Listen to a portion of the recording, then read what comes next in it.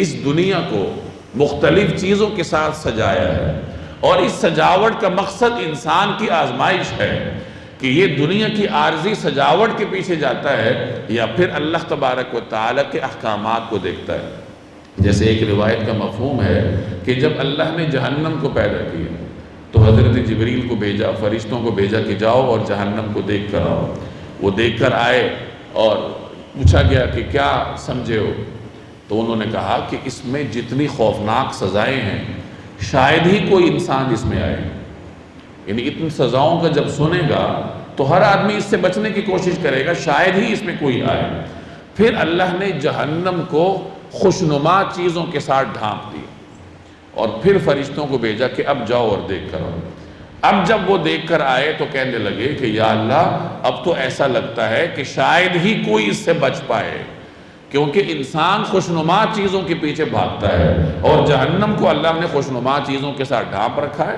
کس کا دل کرتا ہے کہ صبح سویرے گرم بستر چھوڑے، نرم بستر چھوڑ کے وضو کرے اور مسجد جائے، اپنی نیند خراب کرے؟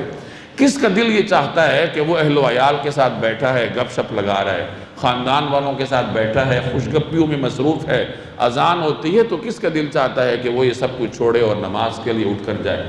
تو یہ خوشنما چیزیں ہیں جو کہ اللہ نے جن کے تحت جہنم کو ڈھانپ رکھا ہے۔ اسی طرح اللہ نے جب جنت کو پیدا کیا تو اس کی نعمتوں کو دیکھنے کے لیے فرشتوں کو بھیجا، اور جب وہ واپس آئے تو پوچھا ہاں بھائی کیسا پایا؟ تو فرشتوں نے کہا کہ اس میں جیسی نعمتیں ہیں دنیا میں کوئی آدمی ایسا نہیں ہوگا جو اس سے محروم رہے، ہر آدمی اس میں آئے گا۔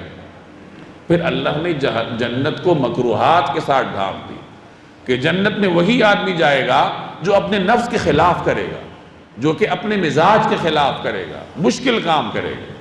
اب جب فرشتے وہاں سے ہو کر آئے تو پھر کہنے لگے اب تو ایسا لگتا ہے کہ شاید ہی کوئی اس میں آ پائے۔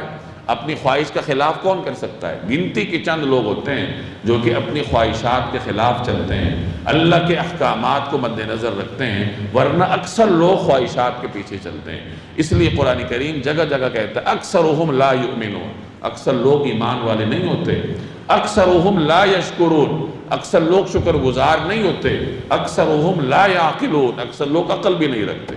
جو عقل رکھے گا وہ پہچان جائے گا کہ یہ خوشنمائی عارضی ہے، اور اللہ کے حکم پر عمل کرنے کا جو اجر ہے وہ دائمی ہے۔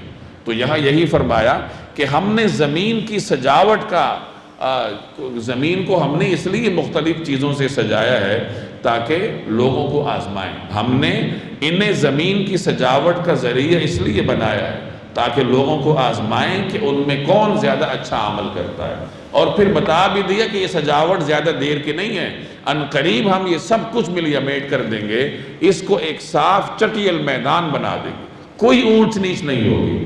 جیسے قرآن کریم کی آیت بھی ہے اور بعض روایات کے مفہوم سے بھی معلوم ہوتا ہے کہ اللہ تبارک و تعالی قیامت سے پہلے اس زمین کو لپیٹ دے گا، ایک نئی زمین بچھائی جائے گی جو بالکل ایسی ہوگی جیسے کہ قصائی کھال کو کھینچ کر سیدھا کر دیتا ہے، تو وہ زمین بالکل سیدھی ہوگی، اس میں کوئی اونچ نیچ نہیں ہوگی۔ آج تو یہاں اونچ نیچ ہے، کہیں پہاڑ ہے، کہیں ڈھلوان ہے، کہیں اونچی سطح ہے، تو قیامت کے لیے، حشر کے لیے اللہ جو زمین بچھائے گا وہ بالکل سیدھی ہوگی۔ تو یہاں جتنی بھی ایسی چیزیں ہیں جو خوشنمائی کا ذریعہ ہیں تو بتا دیا کہ یہ زیادہ دیر پا نہیں ہے، ختم ہونے والی ہے، یہ عارضی ہے۔